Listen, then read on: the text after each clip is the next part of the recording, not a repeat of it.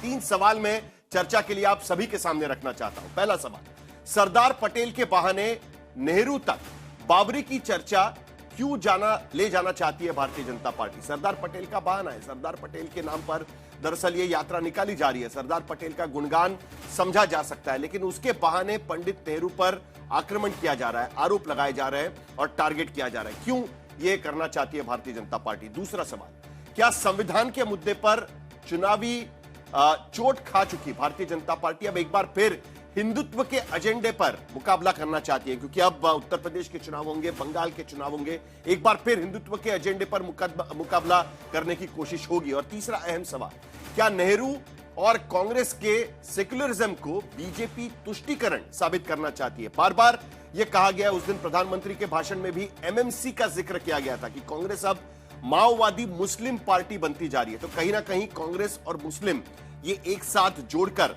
साधने की कोशिश यहां पर की जा रही है क्या? ये कई सवाल इसमें जुड़े जाते हैं। कांग्रेस की तरफ से यह भी आरोप लगाया जा रहा है कि ध्यान भटकाने के लिए दरअसल ये सारे मुद्दे उखाड़े जाते हैं। और बड़ी इंटरेस्टिंग बात, राजनाथ सिंह पहली बार लिखित भाषण पढ़ के वहां पर बता रहे थे। सरदार पटेल के बारे में राजनाथ सिंह को जानकारी काफी ज्यादा होगी, लेकिन इस बार लिखित भाषण भी उन्होंने पढ़ा है। शुरुआत करेंगे प्रेम शुक्ला जी।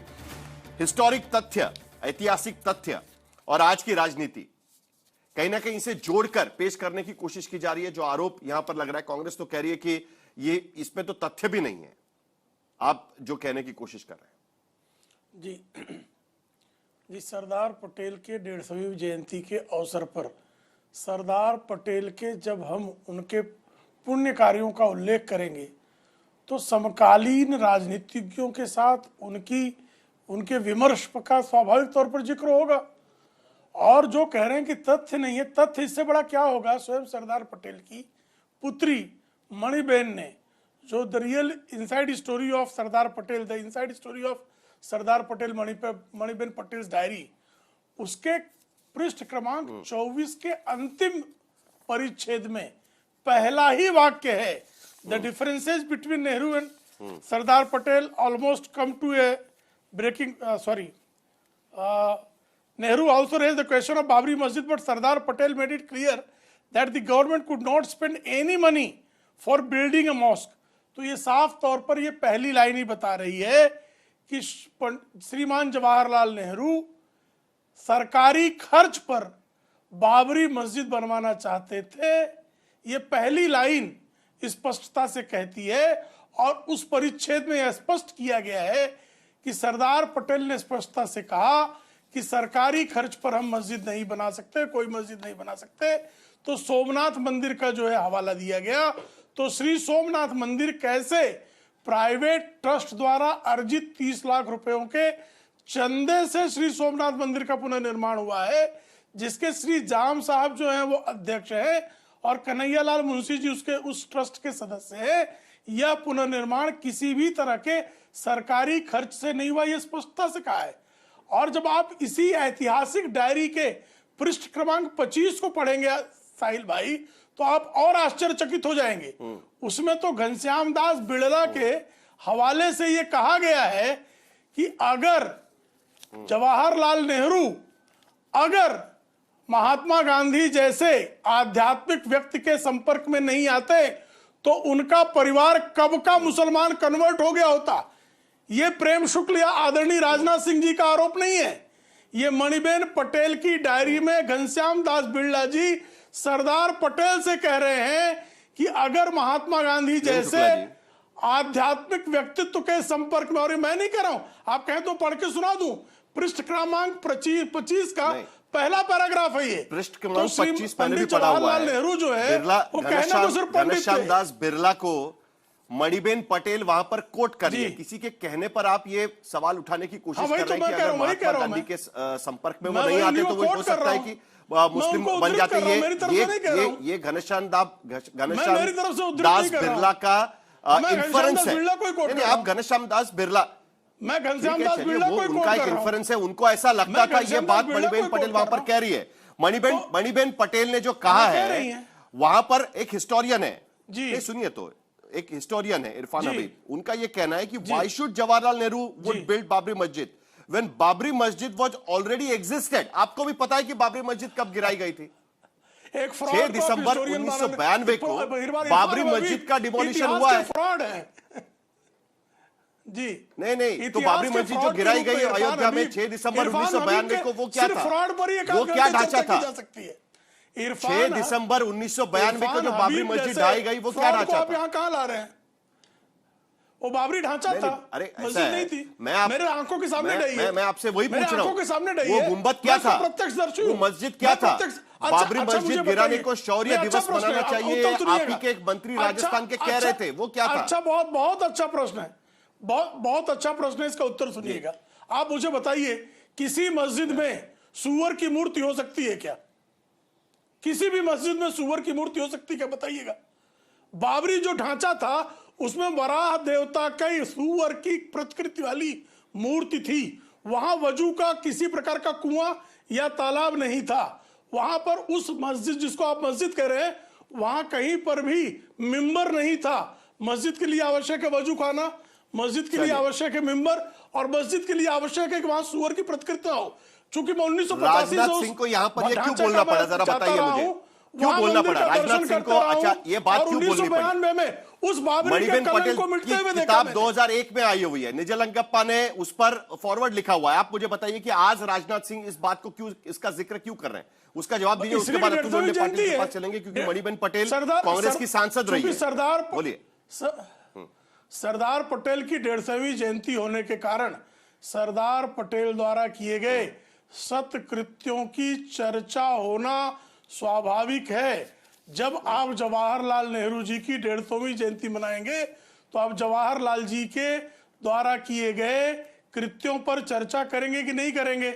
उनके समकालीन इतिहास पुरुषों के साथ उनके विमर्श की चर्चा होगी कि नहीं होगी? तो सरदार पटेल की भी हो रही है। इस पे जो है आईना दिखा देने पर, आईना तोड़ने की ये जो गतिविधि है कांग्रेस की, ये बहुत ही घातक है। अतुल लोंढे पाटिल, बीजेपी कह रही है कि आपको आईना दिखाने की कोशिश हुई, और मणिबेन पटेल की जिस बुक का जिक्र उन्होंने किया हुआ है, किताब का जिक्र, उनके डायरी के एंट्रीज उसमें है, और उसके आधार पर यह किताब लिखी गई है। 2001 में यह किताब प्रदर्शित हुई थी, और उसपे निजलिंगप्पा ने फॉरवर्ड भी लिखा हुआ है, और उसके साथ जो पहली लाइन वहां पर वो पढ़ के बता रहे थे, मैं एक बार फिर आपको पढ़ के बता दूं। Nehru also raised question of Babri Masjid, but Sardar made it clear that a government could not spend any money for building a mosque। ये उन्होंने उसमें लिखा हुआ है। ये मणिबेन पटेल को वो कोट कर रहे हैं। मणिबेन पटेल कांग्रेस की सांसद रही है, मणिबेन पटेल कांग्रेस की विधायक रही है, और उसके बाद जब वो चुनाव हारी तो उसके बाद कांग्रेस के टिकट पर राज्यसभा भी उन्हें भेजा गया था 1977 में। उसके बाद हालांकि जनता पार्टी के टिकट पर वो लोकसभा की सांसद भी रही है। यह मणिबेन पटेल का इतिहास रहा है। तो लेकिन जब यह किताब लिखी गई है, ये डायरी के पन्ने जो है, वो 1936 से लेकर 1950 के बीच में, जब वो सरदार पटेल के साथ रह रही थी, उनकी सेक्रेटरी, उनकी बाकी सारे काम के तौर पर, तब उन्होंने जो डायरी लिखी थी उससे ये पन्ना निकलता है, और इसी के आधार पर आज राजनाथ सिंह इस बात का जिक्र कर रहे हैं। देखिए, राजनाथ सिंह जी ने ऐसा क्यों कहा? शायद 1991 में एक अच्छा ट्वीट लिखा है अशोक पांडे जी ने आज, कि 1991 में राजनाथ सिंह जी को सरदार वल्लभ भाई पटेल होनोलुलु में एक रात को चुपचाप से गोलवरकर होटल के 420 नंबर के कमरे में मिले, और उन्होंने उनको ये बात कही। ये उतनी सच है जितनी की बात राजनाथ सिंह जी ने कही है। तो ये एक हिस्टोरियन का ट्वीट है, हिस्टोरियन का स्टेटमेंट है। देखिए, इंदिरा जी की शादी फिरोज गांधी से होती है तो वो मुसलमान है, वो हिंदू पद्धति से शादी होती है 1944 में, और स्मृति ईरानी की शादी होती है तो वो हिंदू है जुबेन ईरानी के साथ। तो ये वही नैरेटिव है, जहां 2 करोड़ रोजगार नहीं दे सकते, ब्लैक मनी ला नहीं सकते, किसान की आय दोगुनी नहीं कर सकते, अभी तक $4 ट्रिलियन झूठ बोलना $2.5 ट्रिलियन है, इकोनॉमिस्ट का कहना है। तो मूल मुद्दे जो है वो बता नहीं सकते, इसके ऊपर। अब मैं ये देखना चाहता हूं साहिल जी कि सरदार वल्लभ भाई पटेल की 150वीं जयंती सेलिब्रेट कर रहे, उसमें भाषण दे रहे, तो मुझे ये भी सुनना है ये कौन से मंत्री का भाषण होगा जिसमें उन्होंने कहा था कि हिंदू राष्ट्र एक पागलपन है। उनका भाषण है, उन्होंने कहा कि जितने मुस्लिम पाकिस्तान में नहीं है, उससे ज्यादा मुस्लिम जो है हिंदुस्तान में है, हिंदुस्तान बनने के बाद। और यही वो कहानी है कि जिन्होंने आरएसएस पे बैन लगाया था, तो क्यों लगाया था, उसकी भी एक समर्पक चर्चा जो है, समग्र चर्चा, जो सरदार वल्लभ भाई पटेल के अच्छे कृत्य जो है उसकी चर्चा भी जरूर होगी, इसकी भी चर्चा होनी चाहिए। जैसा कि इन्होंने श्यामा प्रसाद मुखर्जी ने कश्मीर के लिए इस्तीफा दिया था, ये झूठ फैलाया। वो तो सच्ची बात तो यह है कि लियाकत अली और नेहरू जी के पे वो उन्होंने इस्तीफा दिया था। क्यों दिया था, वो पैक्ट क्या था? लियाकत अली नेहरू पैक्ट, वो पैक्ट ये था कि जो लोग पाकिस्तान छोड़ के हिंदुस्तान में आए अपने प्रॉपर्टी छोड़कर, या जो हिंदू पाकिस्तान से भारत में आए उनको वहां 15 दिन जाकर अपनी प्रॉपर्टी डिस्पोज ऑफ कर अपना पैसा लेकर वापस आने की सहूलियत देने वाला वो पैक्ट था। उसके लिए किया था श्यामा प्रसाद मुखर्जी ने। तो ये झूठ जो है ना वो चलता रहेगा। मनी बैंक को लेकर ये भी चर्चा होती रही। मनी बैंक को 1952 में सांसद बनाया, 57 में बनाया, 62 में हार गई तो फिर उनको राज्यसभा बनाया था, जबकि इंदिरा जी को उन्होंने नहीं बनाया था। उसके पहले मनी बैंक को जो है वो बनाया गया था। तो क्या है, जो बड़े लोगों की चर्चा होती है। अभी मैं देख रहा था के.एम. मुंशी का पिलग्रिमेज टू फ्रीडम, ये बुक है। उस बुक में लिखा है कि महात्मा गांधी जी ने सोमनाथ मंदिर का जब कंस्ट्रक्शन हो रहा था तो महात्मा गांधी जी ने अपने प्रार्थना सभा में, ये के.एम. मुंशी ने लिखा हुआ है, तो के.एम. मुंशी जी की किताब में पिलग्रिमेज टू फ्रीडम में ये लिखा गया है कि ये जो है प्रार्थना सभा में गांधी जी ने कहा था कि सोमनाथ मंदिर जो है वो सोमनाथ मंदिर आपने निजी चंदा करके करना चाहिए, सेकुलर गवर्नमेंट ने कभी भी किसी भी इसमें नहीं जाना चाहिए। तो कैबिनेट में लिया गया वो निर्णय, कैबिनेट में सरदार वल्लभ भाई पटेल ने कहा कि नहीं होगा। और नेहरू जी ने जरूर आपने जो सवाल उठाया उस पर मैं प्रेम शुक्ला जी के पास जाऊंगा। 5 सेकंड सच्चाई, सिर्फ 5 सेकंड, ज्यादा नहीं। तो नेहरू जी ने उन्हें कहा था कि हम सेकुलर गवर्नमेंट में है, सेकुलर गवर्नमेंट है, किसी भी इसमें जाना ठीक नहीं हो, किसी भी धार्मिक कार्यों में हमने शामिल नहीं होना चाहिए। और तब जब भाखरा नांगल बनाया उन्होंने कहा था ये नए भारत के मंदिर है, टेम्पल ऑफ न्यू इंडिया कहा था उन्होंने।